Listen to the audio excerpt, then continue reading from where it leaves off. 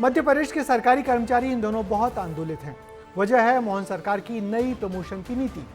दरअसल 9 साल बाद करीब 50,000 कर्मचारियों के पदोन्नति का रास्ता खुला तो है, मगर इसमें बहुत सारे पेंच फंसा दिए गए हैं।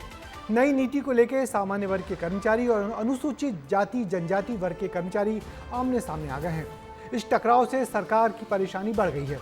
कैसे कोई रास्ता निकले जिससे सभी कर्मचारी खुश हों? सरकार इस परेशानी का हल निकालने में उलझी हुई है। क्या है ये पूरा मामला, इस रिपोर्ट में देखिए। सरकार ने 9 साल बाद कर्मचारियों के लिए प्रमोशन का रास्ता खोलने का दावा किया, लेकिन ये रास्ता कुछ कर्मचारियों को कांटों भरा लग रहा है। इसीलिए मंत्रालय में विरोध देखने को मिला है। दफ्तर के अंदर बैठकर टोपी लगाकर कर्मचारी काम कर रहे हैं। वहीं दूसरी तरफ मंत्रालय के बाहर कर्मचारी विरोध जताते हुए भी नजर आए।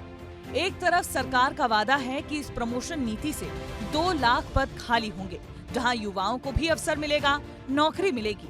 वहीं कर्मचारियों का विरोध भी अपनी जगह है, जिसकी वजह क्या है आपको वो बताते हैं। दरअसल जनरल और ओबीसी कर्मचारियों को आरक्षण गणित से ऐतराज है।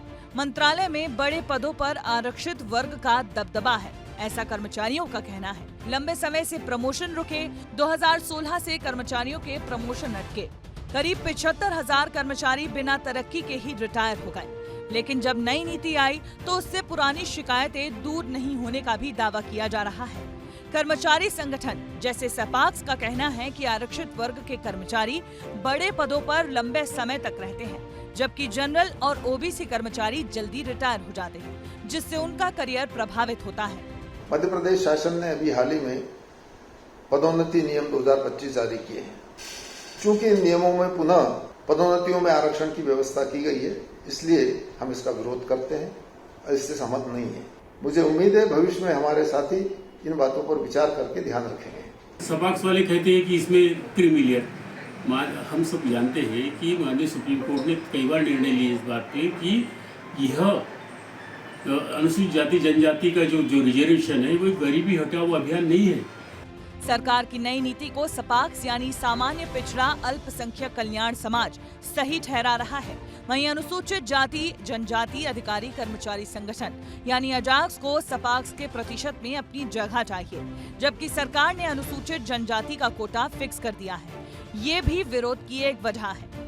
जानबूझकर ऐसा लगता है कि सरकार इस मामले को लंबित रखना चाहती है, कानूनी प्रक्रिया में उलझा के रखना चाहती है, ताकि जो प्रभार देने का सिस्टम है, जो मनमानी तरीके से प्रभार दिए जा रहे हैं उच्च पदों को, उसको लेकर बहुत सारी शिकायतें हैं, आर्थिक शिकायतें हैं, कई तरह की शिकायतें हैं, वो रास्ता खुला रहे। कहीं ना कहीं ये मंशा भी सरकार की लगती है, इसलिए शायद कर्मचारियों में नाराजगी है। कर्मचारियों के इस विरोध के बीच मुख्य सचिव अनुराग जैन ने सभी विभागों के प्रमुखों के साथ बैठक की, जिसमें तय हुआ कि जुलाई के अंत तक 50,000 कर्मचारी अधिकारियों का प्रमोशन होगा। यानी 9 साल से जिनका औहदा नहीं बढ़ा है, उन्हें 35 दिन के अंदर प्रमोशन मिलना तय है। अब जब डीपीसी होगी तो उससे पहले सपाक्स ने भी अपना रास्ता स्पष्ट कर दिया। उन्होंने कहा है कि हम एक बड़ी बैठक बुलाएंगे और इस बैठक में हम फैसला करेंगे कि हमने सरकार का विरोध करना है या फिर अजाक्स का। लेकिन देखना दिलचस्प होगा कि जब सरकार ने इतने लंबे समय के बाद प्रमोशन का रास्ता साफ किया है तो आखिर अब लड़ाई का रास्ता किस ओर जाएगा। कैमरामैन नागिन के साथ विवेक पांडे, विस्तार न्यूज़, भोपाल। तो सामान्य वर्ग के कर्मचारियों का 9 साल बाद पदोन्नति पाने का सपना फिलहाल तो उलझता दिख रहा है। सरकार ने नीति तो बना दी, मगर जिस तरीके से उस पर सरकार के वरिष्ठ अधिकारियों ने मुख्य सचिव के सामने ही विरोध कर दिया, उससे लग रहा है कि सरकार के लिए पदोन्नतियां देना आसान नहीं होगा। हालांकि इस मुद्दे पर कोई भी पक्ष कोर्ट पहुंचकर इस मुद्दे को लंबा न लटकाए, उसे रोकने के लिए सरकार ने हाईकोर्ट में कैवेट भी लगा दी है। मगर बेहतर तब होगा जब सरकार सभी वर्गों के कर्मचारी संगठनों से बातचीत कर समन्वय का कोई रास्ता भी निकाले।